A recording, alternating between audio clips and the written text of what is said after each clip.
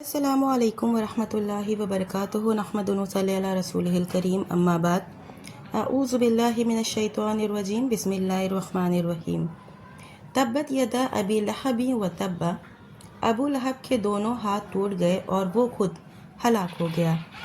تفسیر: بدترین اور بدنصیب میاں بیوی صحیح بخاری میں ہے کہ رسول اللہ صلی اللہ علیہ وسلم بطحا میں جا کر ایک پہاڑی پر چڑھ گئے اور اونچی آواز سے یا صباحہ یا صباحہ کہنے لگے۔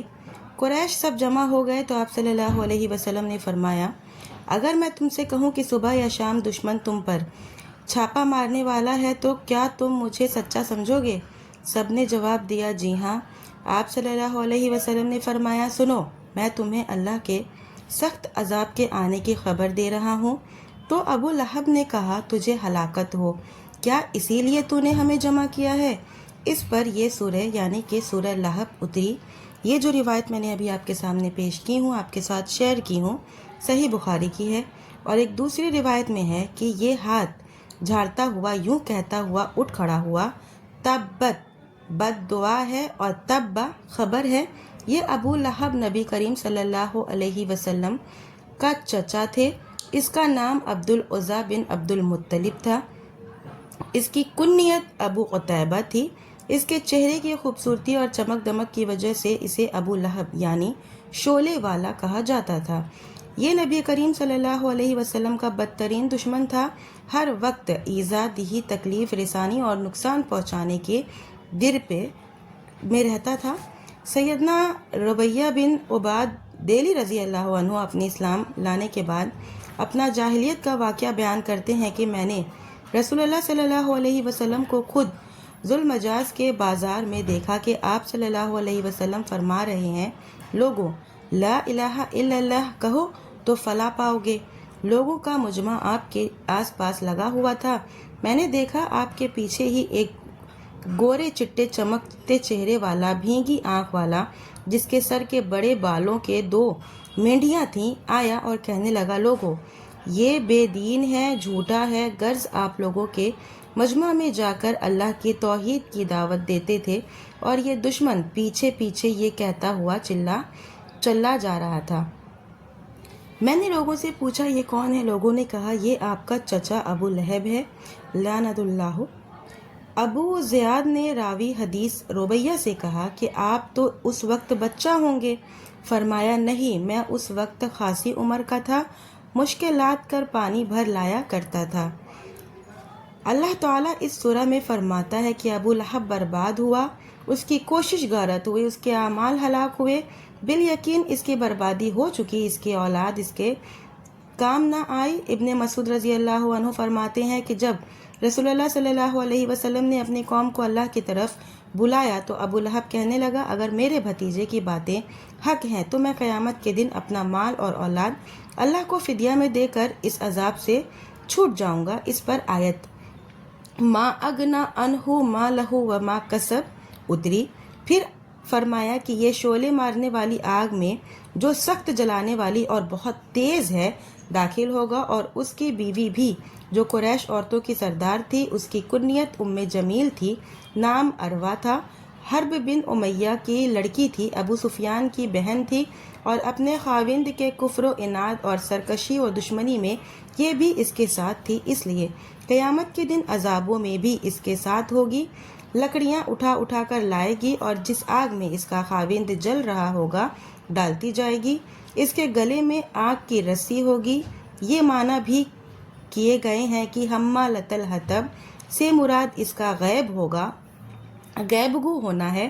امام ابن جریر رحمۃ اللہ اسی کو پسند کرتے ہیں۔ سیدنا ابن عباس رضی اللہ عنہما وغیرہ نے یہ مطلب بیان کیا ہے کہ یہ جنگل سے خاردار لکڑیاں چن لاتی اور نبی کریم صلی اللہ علیہ وسلم کی راہ میں بچھا دیا کرتی تھیں۔ یہ بھی کہا گیا ہے کہ چونکہ یہ عورت نبی کریم صلی اللہ علیہ وسلم کو فقیر کا طعنہ دیا کرتی تھیں تو اسے اس کا لکڑیاں چننا یاد دلایا گیا، لیکن صحیح قول پہلا ہی ہے، واللہ عالم۔ سعید بن مسیب رحمۃ اللہ علیہ فرماتے ہیں، کہ اس کے پاس ایک نفیس ہار تھا، کہتی تھیں کہ اسے میں فروخت کر کے محمد صلی اللہ علیہ وسلم کی مخالفت میں خرچ کروں گی، تو یہاں فرمایا گیا ہے کہ اس کے بدلے اس کے گلے میں آگ کا توق ڈالا جائے گا۔ مسد کے معنی کھجور کی رسی کے ہیں۔ عروہ رحمۃ اللہ علیہ فرماتے ہیں یہ جہنم کی زنجیر ہے جس کی ایک ایک کڑی 70 گز کی ہے۔ سوری رحمۃ اللہ فرماتے ہیں کہ یہ جہنم کا توق ہے جس کی لمبائی 70 ہاتھ ہے۔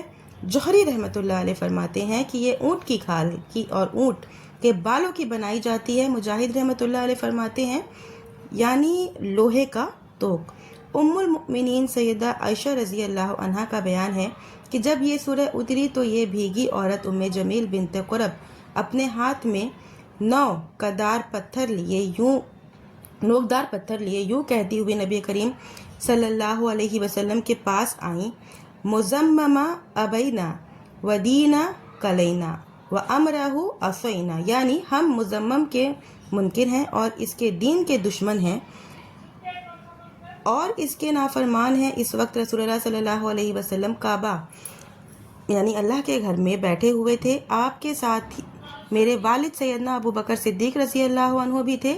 صدیق اکبر رضی اللہ عنہ نے اس حالت میں دیکھ کر نبی کریم صلی اللہ علیہ وسلم سے عرض کیا کہ یا رسول اللہ صلی اللہ علیہ وسلم یہ آ رہی ہیں، ایسا نہ ہو کہ آپ کو دیکھ لیں۔ آپ نے فرمایا صدیق بیگم رہو، یہ مجھے نہیں دیکھ سکتی۔ پھر آپ نے قرآن کریم کی تلاوت شروع کر دی تاکہ اس سے بچ جائیں۔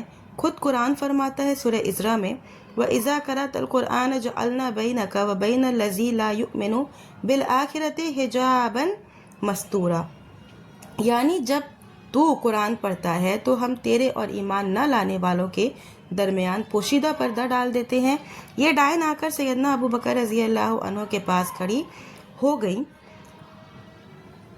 نبی کریم صلی اللہ علیہ وسلم بھی سیدنا ابو بکر رضی اللہ عنہ کے پاس ہی بالکل ظاہر بیٹھے ہوئے تھے، لیکن حجابوں نے اس کی آنکھوں پر پردہ ڈال دیا، وہ نبی کریم صلی اللہ علیہ وسلم کو نہ دیکھ سکیں۔ ابو بکر رضی اللہ عنہ سے کہنے لگی مجھے معلوم ہوا ہے کہ تیرے ساتھی نے میری ہجو کی ہے، یعنی شوروں میں میری مذمت کی ہے۔ سیدنا ابو بکر رضی اللہ عنہ نے فرمایا نہیں نہیں، ربۃ البیت کی قسم، نبی کریم صلی اللہ علیہ وسلم نے تیری کوئی ہجو نہیں کی۔ تو یہ کہتے ہوئے لوٹ گئیں کہ قریش تو جانتے ہیں کہ میں ان کے سردار کی بیٹی ہوں۔ ایک مرتبہ یہ اپنی چادر اوڑھے طواف کر رہی تھی، پیر چادر میں الجھ گیا اور پھسل پڑی تو کہنے لگی مزمم غارت ہو۔ ام حکیم بنت عبد الطالب نے کہا میں تو پاک دامن عورت ہوں، اپنی زبان نہیں بگاڑوں گی اور دوست پسند ہوں، پس داغ نہ لگاؤں گی، اور ہم سب ایک ہی دادا کی اولاد میں سے ہیں اور قریش ہی زیادہ جاننے والے ہیں۔